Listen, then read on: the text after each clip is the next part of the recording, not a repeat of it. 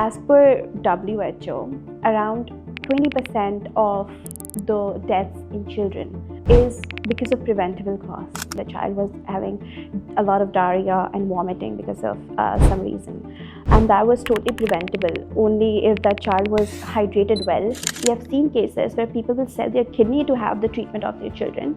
They will do anything to get it done. Our guest today, Dr. Nayab, is a medical doctor. She's also a co-founder and COO of BICPHS, a company on a mission to revolutionize child health in Pakistan. I chose to do this because I was like, conventional medicine, a lot of people are doing it already. I remember our school took us to SIUT. There I happened to meet Dr. Adib Rizvi. At that time, I didn't know him. He looked at me, he was like, "What's your age?" I was like, "This is my age. We want people like you." That was coming from someone, now when I realize, who has done so much for healthcare in Pakistan, saying this to you, and that was very motivational for me. If you are in 10 schools, each school has 1,000 students, we are responsible for those 10,000 students on daily basis. Our country cannot afford a lot of money in reactive care. We need to really work on proactive. When I was in MBBS, people used to trust doctors, people used to respect doctors. But now, if you look at it, it has changed. The trust at the moment in our country, we don't trust hospital. We are very apprehensive about it. If you're going to a doctor, the doctor will give you a list of medications. They will tell you, okay, when should you take it, how much should you take it, how many days for you take it. But they will not tell you what are the side effects of this. What can happen if you...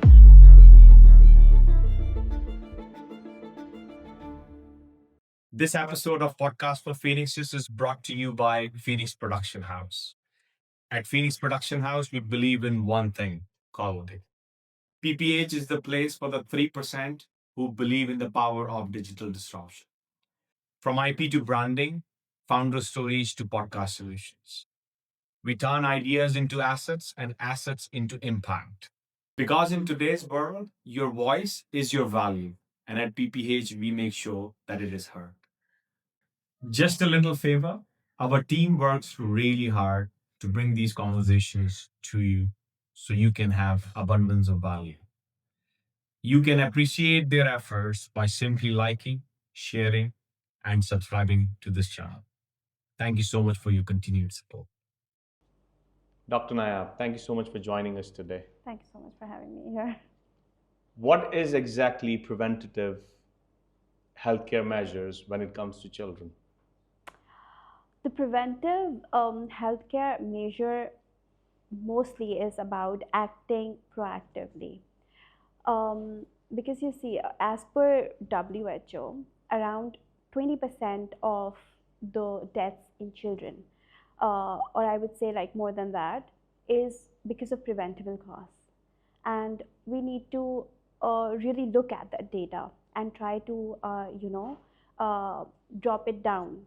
Because you see, if we act reactively all the times, we are going to lose children. We are going to, because you see, I see a lot of the times in hospitals, children are brought in late in healthcare setup a lot of the times. They probably parents doesn't know how to react at the time of the instance of the condition, for example.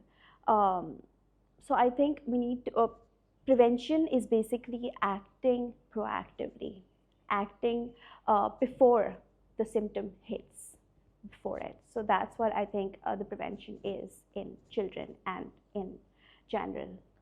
So prevention is better than cure. 100%. Okay. So why are you not in the hospitals? As in, like, so the work that you're doing, so you're a doctor, and instead of using the traditional sort of like a well-worn path, why have you chosen to do what you do? So while I was, if I take it back, like even before I started medicine, when I was working in SIUT as a volunteer, at that time, I remember in a pediatric ward, I saw a mother who was seeing her kid going through some condition that was totally preventable. Probably the child had a kidney failure because of dehydration. The child was having a lot of diarrhea and vomiting because of some reason. and that was totally preventable. Only if that child was hydrated well, that could have been prevented. So that was the instance. I was like, why, why does a child has to come because of something which is totally preventable? So I had that question in my mind, but I fast forward. I joined MBBS. I did my medical degree. Meanwhile, I also prepared to for USMLEs for being a US licensed physician. And I saw in their system, there's a lot of importance given to the preventive health. A lot of importance is given to the communication that we do with the patients. Um, so I realized, and while I was doing my house job, I saw a lot of what should I call it? I think the loopholes, a lot of issues that I felt this shouldn't happen. From the doctor's perspective, from the hospital perspective, but also from the patient's perspective, like the mindset of the patients. So it's not something that I can blame on that this is wrong or that is wrong. It is like a lot of things are going wrong in a lot of settings. So I was like, it's very difficult for me to once I start doing all of this, it will be very difficult for me to unlearn all of it. So I better do something which is the main pain point. So after house job, when I got married, I went to Africa with my husband. So there I realized the main issue. The main issue was accessibility, the language barrier. So I was like, let's work on that. So there I started a small venture, you can call it, startup, you can call it, with the name of Global Healthcare. Um, with that, we hired some Pakistani doctor who would solve the issues of the people, Pakistani Indian people who were living there, who could not understand their native language. That was mostly French and Bambara, which is like far away from our languages, right? So I tried to make it accessible there. So after doing that, when I came back to Pakistan, it's still going on. Like people are taking, we are now in 7 different countries in Africa. So mashallah, it's growing and it's working. So when I came back here, I was like, okay, now what should I do here? Then my co-founder, Dr. Nakwi, he told me about his vision for preventive, and I was like, exactly, this is the missing puzzle piece that I was searching for, and it totally fits with my vision. The exact thing that I saw while doing house job or while clinical rotations or during my time in SIUT.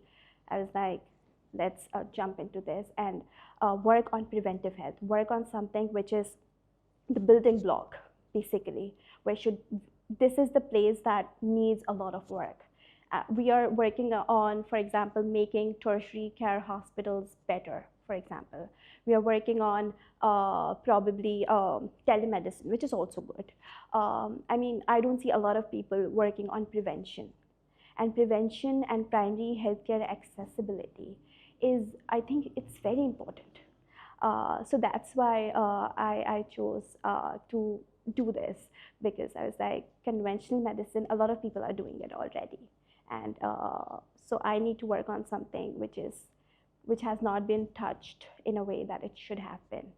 So that's What I'm hearing from your story, right, that you had that sort of foresight, or preventatively you protected yourself from the system that is currently that exists in Pakistan with the healthcare system.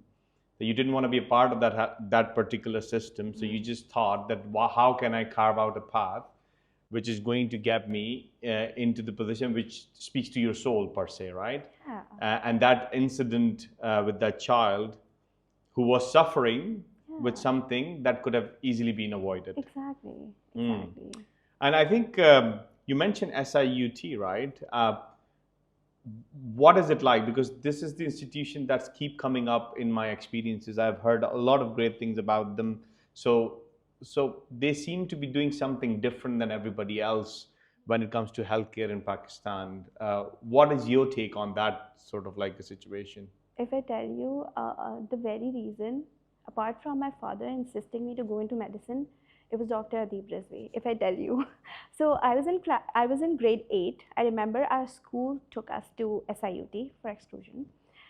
There, I happened to meet Dr. Adib Rizvi. At that time, I didn't know him, but my friend did.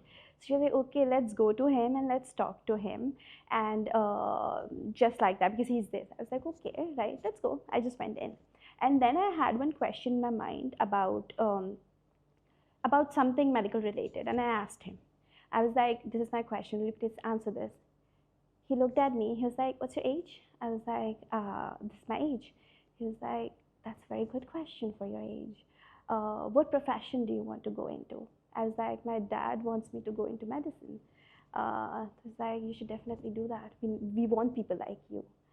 That was coming from someone, now when I realize, coming from someone who's such a big name, who has done so much for healthcare in Pakistan, saying this to you.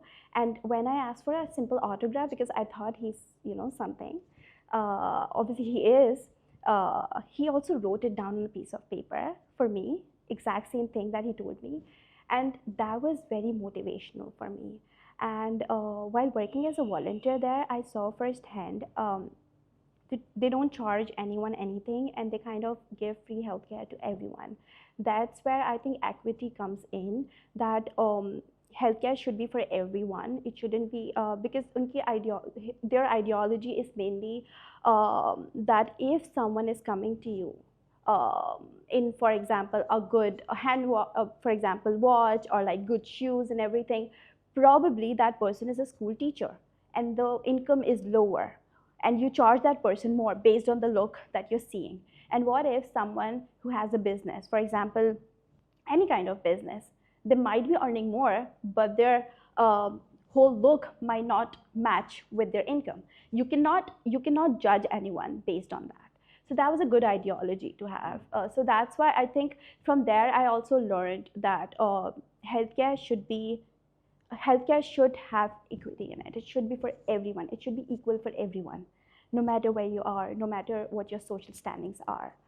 So, yeah. Very smart. Don't judge a book by its cover, because if someone is having or wearing something flashy, doesn't mean that they are really well off and they can afford, right? So just equity. I like that.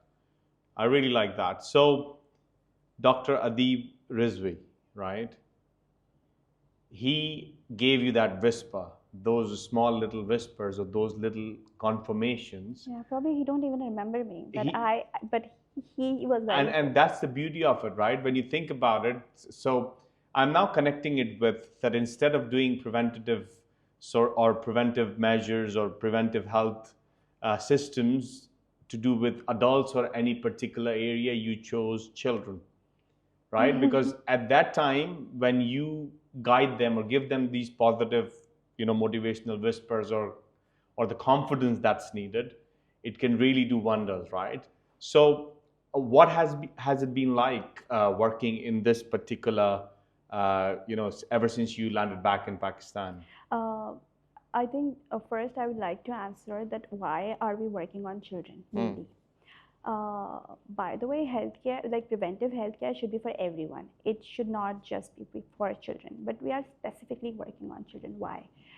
Number one, children are in their formative year. If you kind of see what's wrong with them, for example, when they're born, there are a few tests that you get done, there are a few examinations that you do that helps them lifelong. For example, if something is wrong, for example, the TSH is not in a range, and you don't act at that time, the child can have mental issues lifelong, right?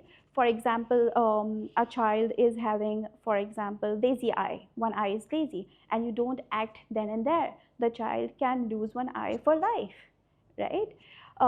For example, there are any developmental issues that are happening, for example, speech or anything, and you don't act at that moment, the person will have this for life.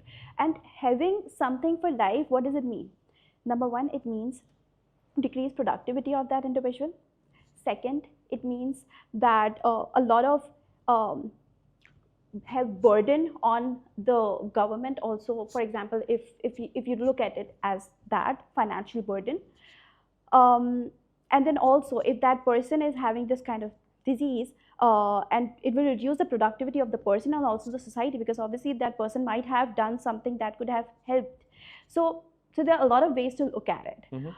So that's why we thought, okay, the children are the best. I think preventive health can work best in children if you do it in a right way. You do their screening properly, because their screening is not very expensive. It's very affordable. There are a few physical examinations that you do. There are a few questions that you may ask that can really help. And then there are a few labs. If you see from the questions and the physical examination, then you move forward with that. So it's something which is very much scalable. This is something which is very much needed in terms of, it's not something that needs a lot of investment, big investment. It can be done with a small investment, and the impact it gives, it's very large, it's very big. Probably you cannot see it at, for example, in a month, 2 months, in a year, but in a 5-year span, in a 10-year span, you will start seeing the difference. You'll start seeing, okay, this was the percentage of children with this kind of disease. Now it has dropped down to this, for example. So it helps in those scenarios. So that's why we thought, okay, children are the best audiences where preventive health is required. Do you not think you're going to find a lot of resistance and difficulty first in educating the nation here, and then second, recently came to my realization in real flesh and blood, something which is a basic human right or a necessity for a lot of nations. In Pakistan, it's a business model.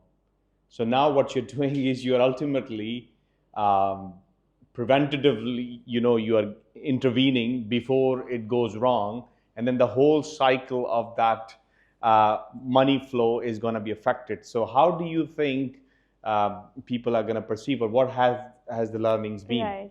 I mean, that's a very good question. A lot of because why, there was one person who asked me why everyone is working on the reactive approach and not on preventive health. And the simple answer I had at that time was because it doesn't give you money instantly, right? But it does give you money long term. Let me tell you how. As per the global research, as per WHO, for every $1 you spend on a person, you save $14 in a treatment cost. So if you take it that way, if you think hypothetically, for example, if we spend $10 billion on healthcare budget in Pakistan, for example, and we take 25% of it, 1/4 of it, towards the preventive health, how much money will it be? Almost $2.5 billion, right? We are spending on this. What are the returns? The return would be 2.5 multiplied by 14, which is around how much? $35 billion, which is around 3 times the cost we had initially. So we need to look at it this way as well. And also, I get your question that a lot of the times, because as a patient, if you look at it from the different perspective, the trust at the moment in our country, we don't trust hospital. We are very apprehensive about it. We think, okay, they're probably butchers. They don't care about us. All they care about is money. They are taking advantage of our vulnerability. People kind of can sense that, can see that. And what is the impact of this? Let me break it down for you. Number one, they're not coming to hospitals when they should, because they think, okay, they are going to give me a list of tests, a list of medicines that are not necessary. So they don't trust. So number one, they will not come to you on time. Number two, they will come to you when it's absolutely necessary.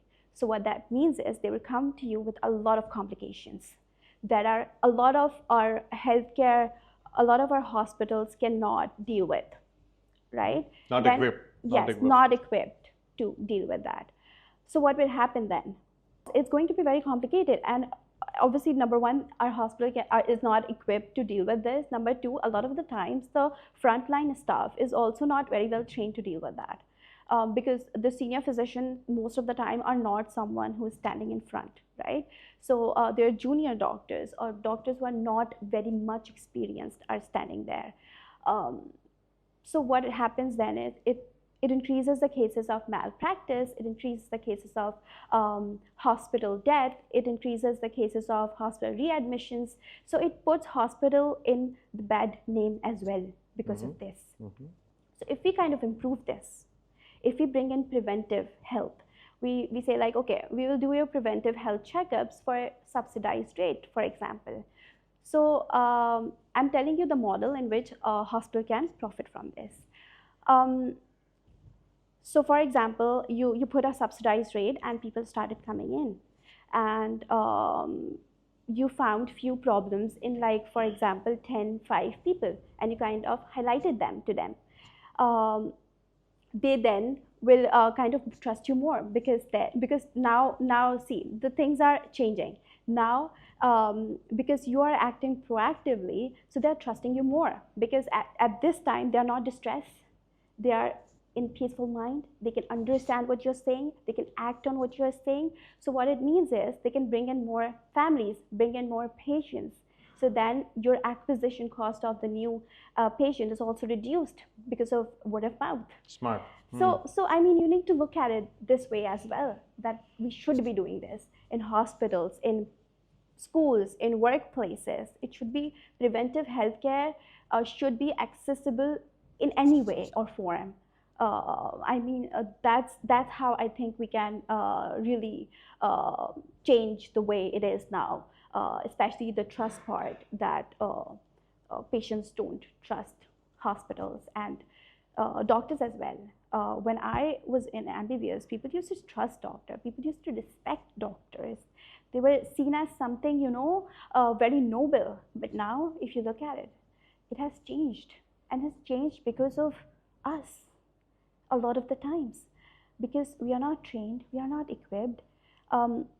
Also, I will take it that way as well. Our patients are also not very much educated to or very much receptive to a lot of questions. A lot of the time they are like, okay, when things will happen, I will go then and see. They wait and they let it be. So like I said in the beginning, no one can, we cannot blame anyone like this is the problem and only this is the problem. We can, it's like a full circle. It We takes need- it, yeah. it takes two to tango. Yeah. Yeah.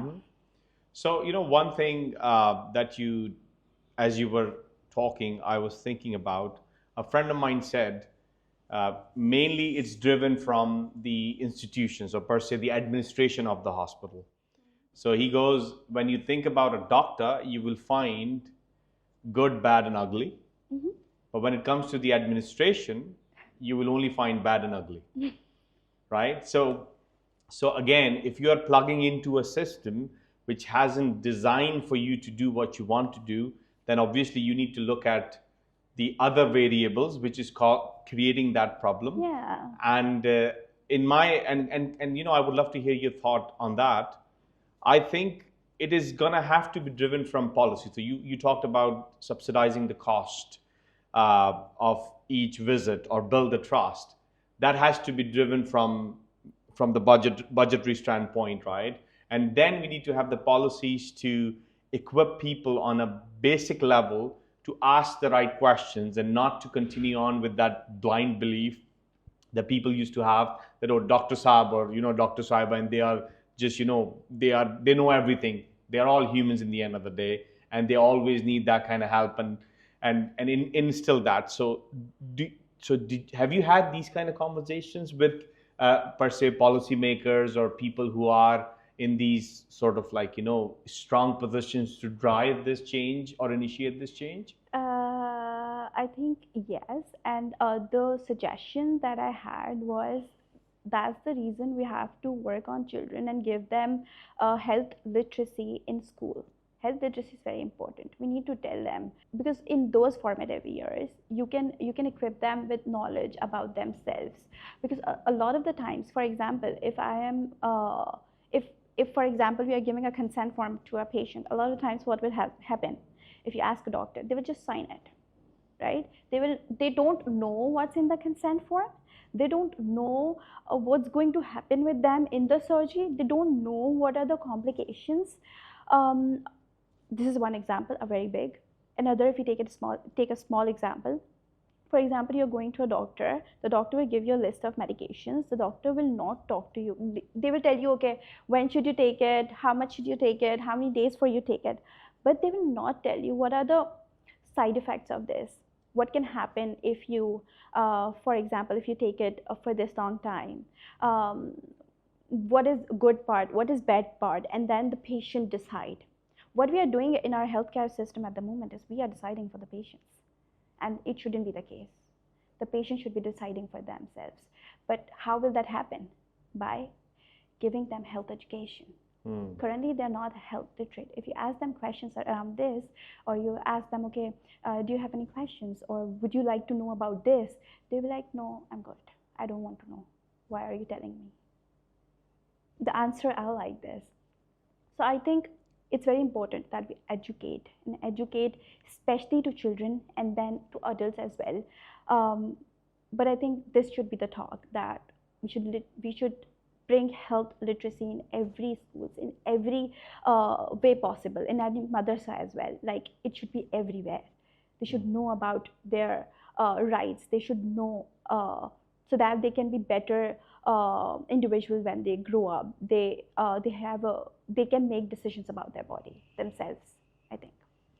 As a society, it really concerns me, especially when I look around in Pakistan and especially being out of the ecosystem for such a long time, that we have outsourced literally every part of our child development, from education to health to, and then not only that, for even our own selves, we have literally disabled ourselves to have the critical thinking element, or take the ownership of our life, or take the ownership of our, even, the future, or how is that going to look like.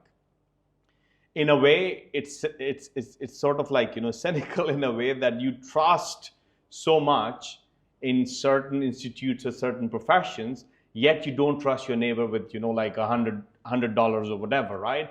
I mean, this is something very mind-boggling for me, right? So when I was listening to you, I think, as Nelson Mandela used to say, right, is that the most effective weapon to win any war is education.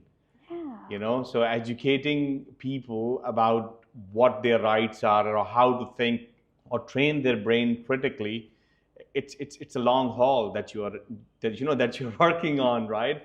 And fair dues to you. So BICPHS, right? How does it look like on the ground? What is it that you do when you talk about child preventive sort of measures? You engage with the school, you engage with families. What does that look like? Okay. So at BICPHS, we mostly engage with schools at the moment. Why schools? Because school is the place where children are coming daily. They feel safe there. Hospital is not something our students or our children are very comfortable in. So school is a very comfortable environment for the student. What we do there is we work on different elements. Number one is we work on their preventive health. For preventive health, I would say we work on screening them. Screening them, we do, like, for example, a we follow a proper protocol which is designed by WHO and AAP guidelines for children. And we do it in a way, for example, we check their visual acuity, we check their hearing, we see if they are growing, their developmental we do their developmental screening, we check their mental status, we see if there is autism. I'm telling you all age range, because obviously we do it because obviously if someone is like in teenagers, we're not going to check for autism, we are going to check it in preschools, but I'm just telling you all of it, that what we do. We see social, emotional, behavioral screenings. We check if there is any nutritional deficiency, if there is any growth restriction or any growth issues in a child as per their BMI suggested by WHO Z-scorings. So we check a child completely, holistically, and then we kind of report it to the parent. And then we tell them, for example, everything will be in the report and they can easily see it. Other than that, we also we have a system where we kind of record all the things that we check. So at the end of the day, because because if you see it on daily basis, we are responsible for around 8,000 to 10,000 students, right? Because obviously, if you are in 10 schools, each school has 1,000 students, we are responsible for those 10,000 students on daily basis. So that's a very big responsibility. So for that, we have a system where we create EMR profile of each individual. We have a Power BI where we kind of see what's happening in which school and what's going wrong and what action do we need to take now. And also quality assurance, like for example what the doctor is doing there, what's happening there, training them, training of physicians as well. This is also an important aspect of our program where we also train physicians. We because a lot of the times we are trained to give treatments, we are not trained to give preventive measures a lot of the times in Pakistan. So we try to train physicians on that as well, that how can you give preventive health, how can you what are the things that are needed. um, Other than that, we also do teachers training. In teachers training, we tell teacher, because teachers are the individuals who spend a lot of time with their students, like 5-6 hours for example in a school. So they should know what's happening with the student. For example, if someone is acting certain way in school, so why are they doing this? If the child is sluggish today, if the child is not attentive today, what is the reason? If that happens like on a long, for example, if it's happening for a month now, you should ask what should you do. I mean, a basic toolkit for the students. A teacher should be trained, well equipped with that, so we provide that too.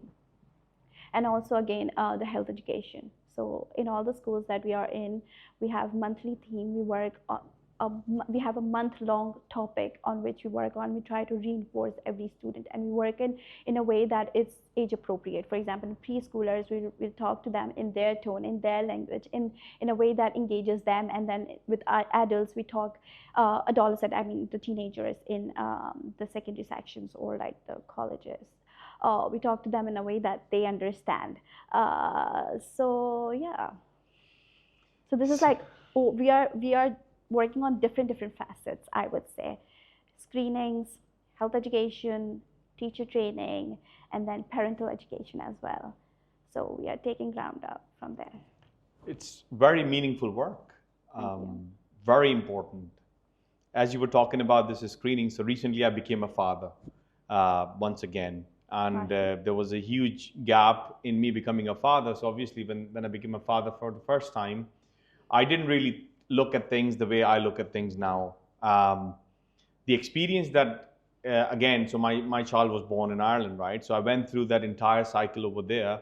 So day one, there is a physio checking the entire sort of like, the anatomy of the child, right? And then relaying it with the history that if there is any disc or hip related issues, and then preventive measures that they scan it in, because if the mother or someone in the family of the mother had those kind of issues, right? And then a public health nurse is visiting for the first, I believe, 6 weeks. Every week there is a chart that is being given, which is then communicated with the GP, and the growth is tested, the weight is regularly tested, even with like speaking issues or speech issues that children go through. They go through entire screening, right? And all of it is preventative, right? All of it is preventive.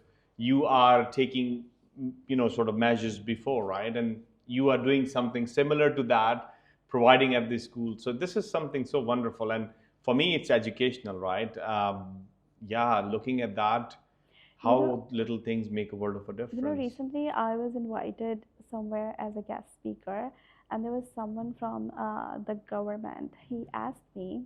Um, he asked me that how can we do this if the basic necessities like food is not present in, like, for example, the rural areas. You're talking about the urban elites, you're not talking about the rural people.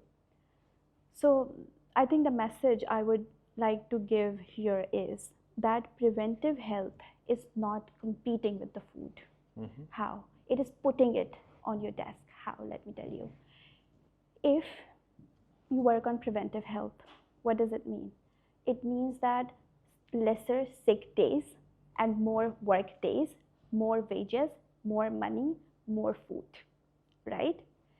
Second, if you, for example, if your child is not feeling well, you go to hospital. We have seen cases where people will sell their kidney to have the treatment of their children. They will do anything to get it done, right? They will take loans, they will put themselves in danger, they will do anything. You're saving that, right? But what's important here is, I totally understand. The way rural communities work is very different from how urban works. It's entirely different. It's entirely different. I give you one example. I had a house help with me. She had a simple fungal infection in her toe. I, I told her, okay, you can go to this hospital and they will get it treated. It's so simple, it will be done. She was like, no, I'll go to my village in Badin and I'll get it treated from there, from the doctor there only. I cannot trust the city doctor here. They're butchers. She literally said that. I was like, okay, right. So what she did was, she couldn't trust the doctor here.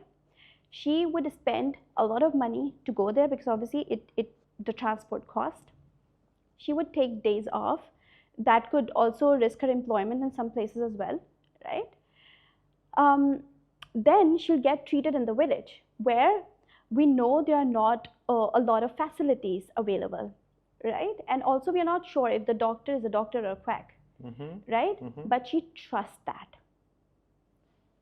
So I think at the moment, the most important thing at the moment is we need to create trust with our people.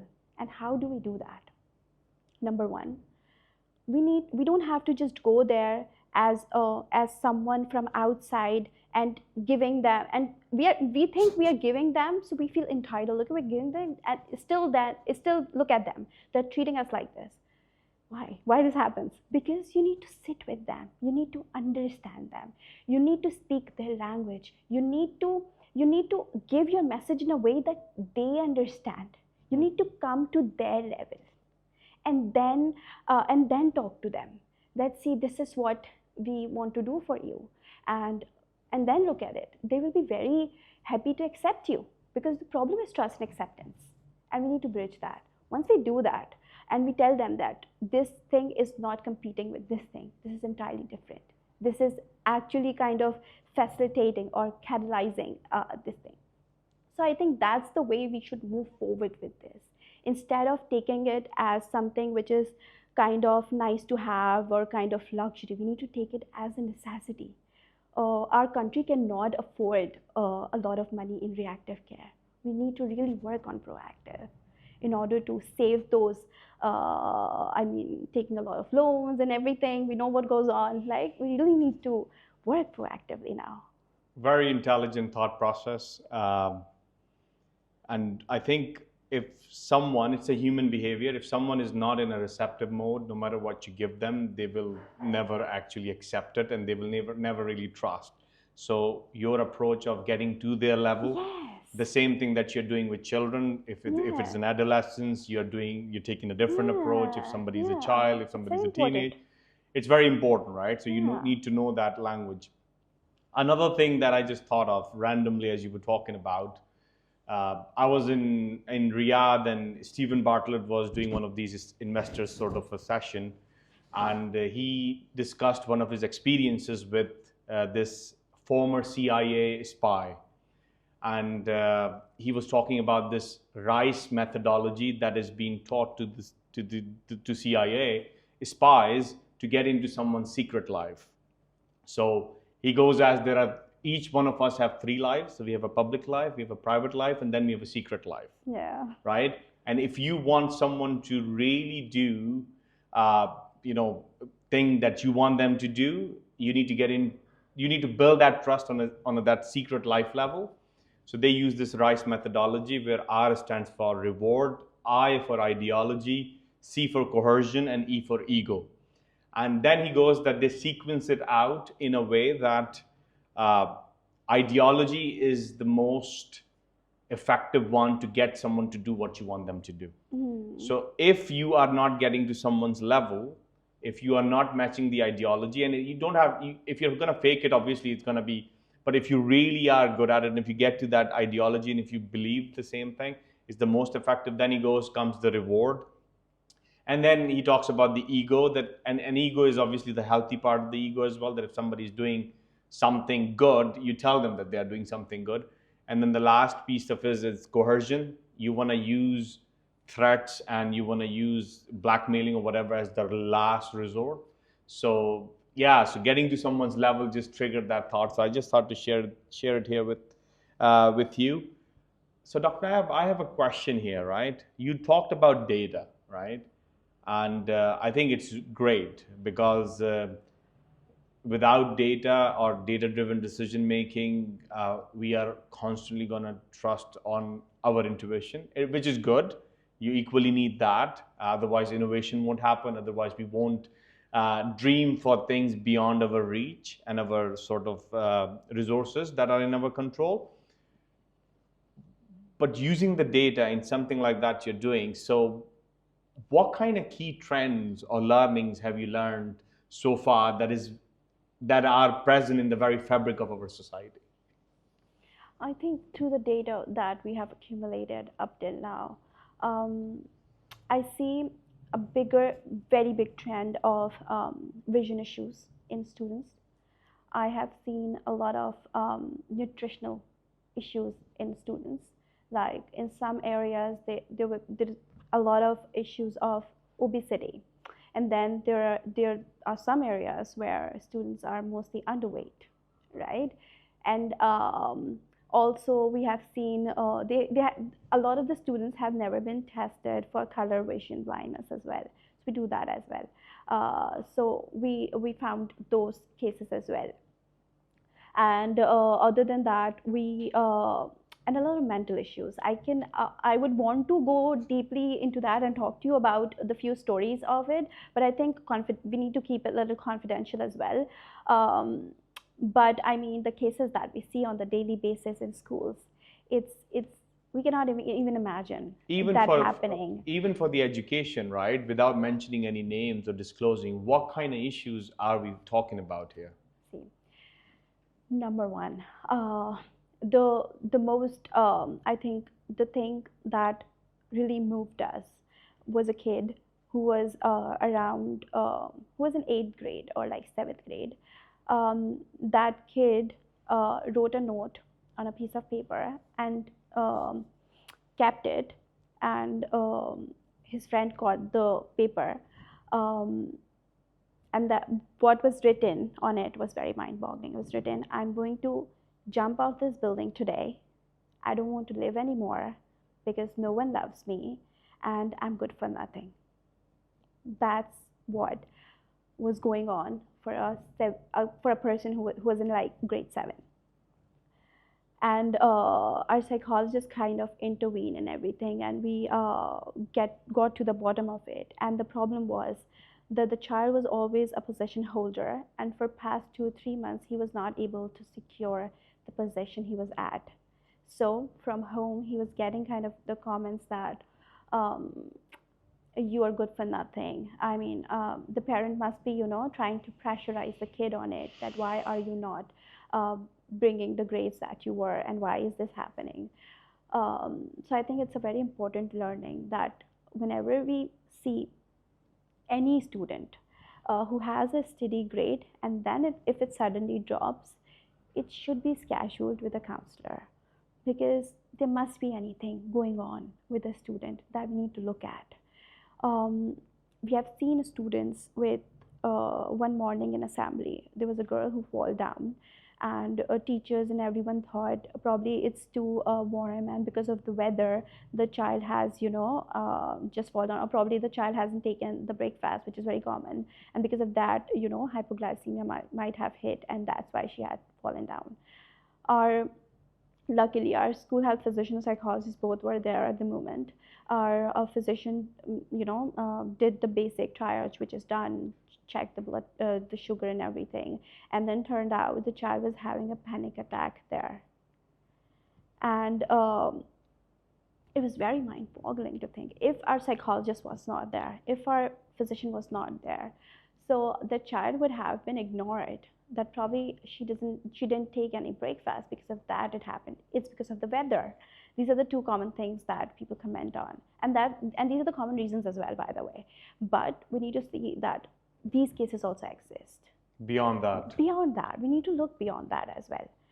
um, we have seen cases like a teacher having a full-blown heart attack within a school, and then our physician kind of helped them. First of all, very important thing is identifying that heart attack, knowing that this is not a gastric issue, this is a heart problem. You need to see doctor right away, right? That's also very important. So our physician helped the teacher that way as well. We have a number of issues where the students have learning issues in specific subjects, right? Because what we say, okay, this person is not very good at math. What about this person has dyscalculia, a specific learning issue with calculations? It can happen in schools. In how many schools do we get a counselor who can judge that and see that? Because what we see right now is a lot of schools do have counselors, but those counselors are not clinical psychologists. They mostly have done some kind of certifications, and not even that. They just have seen more children, so they think they're more experienced. They can be a psychologist, simple, or they can be a counselor. A counselor has to be someone who is educated about psychology, especially child psychology, um, who can see who can kind of find out if these are the symptoms, then according to the criteria this will be the answer, and not someone who is just guessing based on their experiences, because that might not be true for the case that you're seeing at the moment. So we also take pride in that we also kind of take healthcare professionals who are very good and experienced for our schools, because children, because you get life once, and you need to have people around you who take care of you, who are good enough, who are experienced enough, who are professionals in their field. And we also train our physicians on monthly basis, or psychologists as well, that how do you do it in a school setting, because none of the healthcare professionals are trained that way. That how are you going to do it in school setting, where most of the students are healthy? No, very less of students are sick, and if they're sick for a day or two, right? But how to be more proactive, how to dig out the things before it happens, what are the red flags that you should be seeing around you every day? So we kind of train them with that as well. So that's the kind of story I would That training part with the physicians and the psychologists, you're bringing human back into the doctor profession. yeah. That's what I'm hearing. And I think it is so wonderful, right? One question that I have, right? How do we sort of, you mentioned that you work with all ages, when it comes to children, the bodily hormonal changes when people are, from adolescence to going to the teenagers and stuff. Are our children getting that basic level education about what's happening with their physical changes, or are we just literally living sort of oblivious to that particular factor? I think we are not there yet. A lot of our students don't even know about menstruation a lot of the time, or we need to talk about the things, the bodily changes that are happening when you hit puberty. We try to include that in our health literacy that we provide in schools, but we are also considerate of the culture there, because obviously when we want to work, so we have to make our system culturally sensitive as well. 100%. So for that reason, we kind of give choices to school if they would want to include this or not, and if they want to include, then only we teach children about what kind of changes they are going to get, during puberty. A lot of the times, the issues of body image increases during this time. For example, the girls or the boys start getting acne on their face, for example, as simple as that, right? So that need to be addressed, I think, because this is something very little for us, but for the little brains it's a very big issue. Right? So I mean, these kind of education, I mean, they should be in school, and a lot of schools are kind of lacking in this. Some schools are trying to address this in a way that subtly they kind of try to teach their students as well, okay, how what kind of changes are they going to get in their body, so that students are informed what kind of issues or what kind of things will happen to them. It's not something that just happened and they are clueless, why is it happening to me, and they don't have answer to their questions. No, this is again one of the very the topic very close to my heart anyway, because as I mentioned that I have a 17-year-old and a 15-year-old, and the girl is 17 and the boy is 15. So there are a lot of challenges that are specific to a gender, right? And then as these changes are coming about, right, there is this whole lot of sort of detail that you can go into, but specifically to do with, like as you are getting to this maturity level, when there is no sex education that is a part of the curriculum, right? And then we taboo it in a way. Again, I'm all for cultural sensitivity, right? But we should be able to even consider the trade-off that we are doing by following what we have been following, and the impact or the effect that it has, not in a very positive manner, by not having that education in place, because it ties back to the mental illness part that you were talking about. So that little boy that you referenced, that's one segment of his complicated life that he's Yes. going to go through, Yes, right? 100%. And on top of that, if he has insecurities This and if he doesn't whole understand, different he is just good for yeah. nothing, right? Yeah. Literally, Yeah. no pun Yeah. intended there, Yeah. right? So how do we sort of expect that productivity piece that you talked about in a society where we are looking to create a workforce which can literally add value, not to their sort of a local settings, but on an international stage, if we do not address these, fundamental things? And I'm so happy and glad, and perhaps that's why we have that sort of like a connection, that the work that you do is again very well understood and received. And of course, it's not going to have instant gratification. It is something that is a long game, right? It takes certain type of people, certain special type of people who can actually think that way and then dedicate their time. So this is wonderful. I would like to add something here. Please. It is said that in a startup thing that you should be creating a painkiller and not a vitamins. And I understand where are they coming from, because obviously if someone is pain, they're going to buy it ASAP, and vitamins is something which is nice to have but not a necessity, so no one is going to buy that. But we really need to look at it in a different perspective. For example, we all know a lot of the times, especially in medicine and elsewhere as well, pain is a good sign a lot of the ways. Because if you're in pain, that means that you need to do something with it. You need to go see a doctor. You need to do something, for example, a painkiller and anything, and then solve it. A lot of the issues that happens are in silence, and silence is very dangerous. So, for example, there's someone who is having a blood pressure, right? That nothing is happening to your body at the moment. You're sitting here. Your blood pressure is like increased, but you're sitting here. The body is damaging slowly and in silence. And then one day, all of a sudden, you get up in the morning and you have a stroke. You fall down. You don't know what just happened, and it just turned out that you had a long-standing blood pressure for which you were not taking any medications, and because of that, now you have a lifelong disability because of the stroke. Right? So we need to understand that prevention is a very good painkiller. It's a smart painkiller.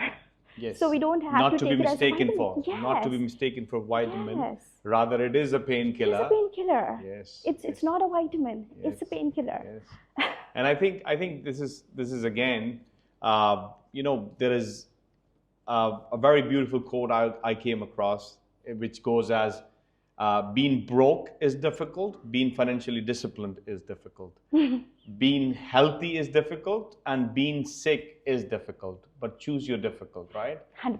Right? So this is exactly what we are talking about here. So who bears the cost? Because economically everything has to make sense, right? So in this entire equation, who bears the cost in sort of like providing this preventive education slash support that is available? So we normally, because we wanted to create a system which is sustainable, because what we have a common notion that preventive health cannot work on its own; it has to be funded. I I respect that opinion, but I disagree with it. I really think preventive health can be sustainable. Yes, it cannot make you like millions overnight, 100%, but it is sustainable model, and it can be profitable as well in some cases. So in our case, we charge schools. For example, if we are giving any health sessions, if we are in their schools, if we are screening their students, anything, we charge them. We charge schools, we charge parents. So we don't charge like hefty amount. We charge what's necessary, but we do that. So I think that we should work on the preventive in a model that is self-sustainable. Because what I see currently here in our region, there is a lot of work that has been done, but all of them are funded. Anything which is funded is not something that you can do for a long term. You can do it only till the fund lasts. Yeah, you need to find You sustainability need for to find sure. sustainable options. Mhm. That how you can carry this forward. I mean, take it long term, 10 years, 20 years, 25 years. We need to see that happening. So that's why I think if we, and people are ready to pay for it as well. For example, if there is any NGO school, the donors will pay, right? In our society, Pakistan, I think, is one of the countries which gives a lot of donations. I read it somewhere. Oh yeah, we right? are one of the largest donation. Yeah, Yeah, donation is huge in right? our country. So if we take it that way, the people who can give, and the people who cannot give, people can donate for them, right? Or probably if we earn from a certain area, we can give back to that area. To that area. That's what social enterprise do, and that's what we believe on doing. We don't want to make it the non-profit organization. We want to keep it the social enterprise. Because the money is going to have to come from somewhere anyway, and Yeah. if the very function doesn't have the economic sense, it's not It going to has last. Because exactly. yeah, that it will just, the bubble will just burst someday. That's it, And we right? don't So want it to get bursted. We want it to stay. We want this system to stay. and yeah, keep on growing as you did in Africa, as you talked about, right? That you Yeah. initiated something. Something, and then And it it's just keep- spread because people from Tanzania would be like, okay, the Pakistani community, because I mainly work with Pakistani Indian community with the same language and same thing, so that because it's a specific problem that because you were solving. I was Yeah, solving. I was the not language- solving everyone's problem. I was Yeah. solving their problem Yeah. only. Then people from Tanzania would be like, okay, how can we go about this? People from Rwanda would be like, okay, what can we, how can Do we to get have it? it, And yeah. because it was telemedicine, it was like digital. So we had doctor from Pakistan, we had doctor from India, we have doctor from Dubai, and also we have doctor from US, because obviously we provide 24-hour service, so we need to have a night cover as well. So for that we have US physicians as well. So it's a wonderful system. I mean, a lot of people are getting help, and it's solving a massive problem of accessibility, language barrier in these regions. So I think we need to work on equity, accessibility, whatever you call it. More So- power to you, doctor. More power to you. And you know, I want to touch a little bit before we come to the conclusion or the end of this beautiful conversation. We could be here all day long, right? And the reels will be rolling. So whatever we do or whatever we become is, again, once again, the compound effect of the experiences that we go through. So what was it like growing up, and connecting that with your entrepreneurial journey? So yes, you're a doctor, but you're an entrepreneur. You're identifying problems, and then you're going after them and building the sustainable solution. We need a lot more physicians and like the professionals thinking that way. So what is the key lesson, or what do you think growing up sort of prepared you for the life that you are living right now? Okay, so if I tell you honestly, I always wanted to do something in my life. I think I started earning when I was in grade 7 or 8. I started small ventures during that time, like not very important at the moment, obviously. But I started social media. I started clothing. I did tons of things, tons of things, like if you name it. So I had this in me since the beginning. It was not, the money was not the agenda for someone who is in 7th or 8th grade, obviously. I always wanted to do something. You were curious. Curious. Yeah. Let's do this. This is not happening. Let's do this. Let's jump into this. Let's try this. And I am someone who is not very afraid of failure. So I'm okay. If it doesn't work out, okay, fine. Let's do something else. Let's do something else. It's fine. And then my dad, being very honest, my dad wanted me to be a doctor, right? And I was like, I think a lot of Pakistani female students, we were not given a lot of choices. That what other choices do we have? I thought, okay, there's only one thing that you do in life, which is MBBS, right? So I got into MBBS. So during MBBS, like I told you, I always had this kind of feeling that why is all of this happening? And during that time as well, I would go into different things. I wouldn't sit at home for even a summer break. I would go into hospital. I would do my internship. I would do my observership. I will work on research paper. I will see how to make websites and create my own website for something which is not even my domain, which would not help me in any way, but doing it. Mm-hmm. And then after graduating, then house job, and then during house job, seeing all these issues. I think this all made me think that, this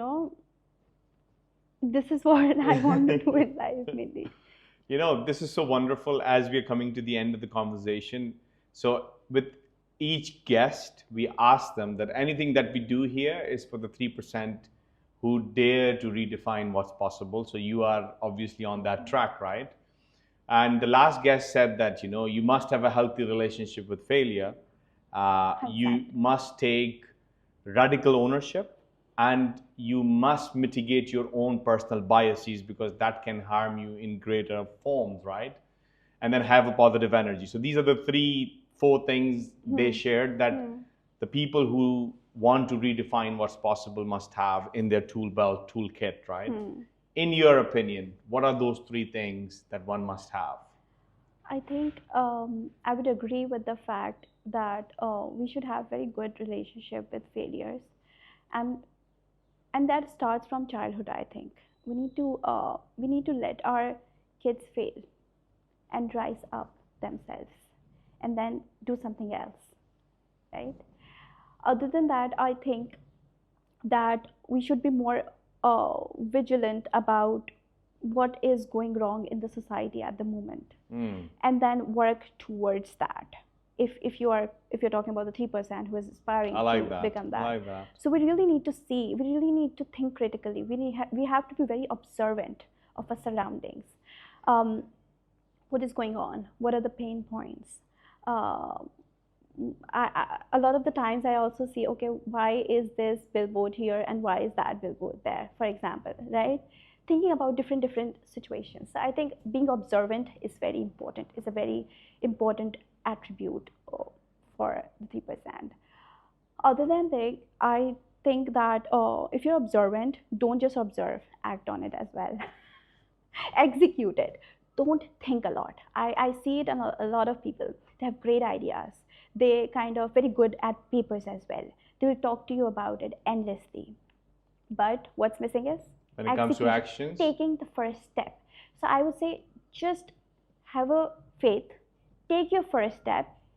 No one has their first step well written. Everyone had made their mistake and learned on the way. It's okay not to be perfect. Just take the first step, execute it, do it. It's okay if you fail. Do it again. So that's what I think I will tell the 3%. That is so wonderful. Thank you so much. And healthy relationship with failure. Failure is not opposite to success. It is a part of success, right? Much. And then the more you fail, the more you learn, the more you will be successful. Absolutely. And then you must have the courage to follow what you have seen that you can add value to. So that's the message that I'm taking from what you've said. Yeah. Very, very, very beautifully articulated. Thank you so much for being with us today, Dr. Nayab. And we are looking forward to you keep on doing the amazing work that you're doing. Thank you. Thank you so much for having me. Thank you so much for this conversation. You're welcome.